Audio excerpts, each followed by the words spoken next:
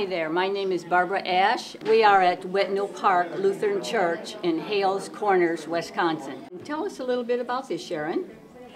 Well, this log cabin has been sitting at my brother-in-law's house. I know it was my sister-in-law's great-great-grandfather's gift to his, I don't know if it was his wife or if it was before they were married.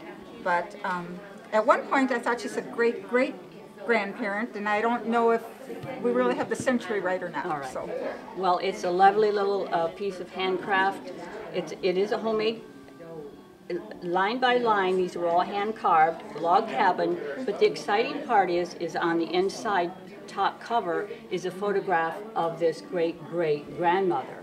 Normally these were made as gifts from the man to the women as kind of an engagement gift. It's all some of the first velvet that was ever made, and on the inside she could put it up like this and then hide her little treasures inside.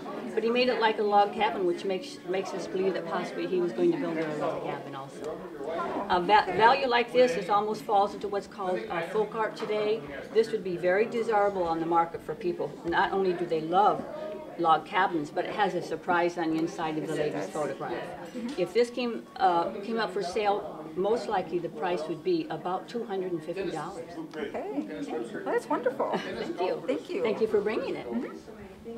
Well, hi Al, how are you today? I'm very well, thanks. Well, let's talk about your man's pocket watch that you brought in here. Where did you get it, and how long have you had it? I inherited it about 20 years ago, and other than that, I don't know very much about it, other than there's some markings in the inside cover and the back. But this was the only timepiece, that the household had. The man would take it out in the morning, put it into his pocket, and close it up. But at night he'd open the back up like this. As you know, the back does come open. Right. There you go. And then on his night table, he actually would set it up like this. Oh, okay. And that's what's so exciting about pocket watches. All sizes. The larger one, of course, is the man's, and there was many smaller ladies' pocket watches also, or vest watches. This has a nice porcelain face, but again, only gold filled. It is an Elgin. Condition is a little bit poor, Al. Value-wise, if this came off the market, about $200. Okay, great. Okay. Thank you very much. You're welcome very much. Thanks for bringing it in. Evelyn, well, hello, how are you today? I'm fine today. Well, you brought us a cookie jar, didn't you? Yes, I did. And it has a kitty cat on top. Yes. And I see, but from the markings on the bottom, that it is a McCoy. And how did you get it, and how long ago? In 1989, my daughter sent this to me from Burley as a Christmas present. She said it was an antique. All right. So I'm here to see, is it really an antique? Yes, well, an antique technically has to be about 100 years old. This is called a collectible.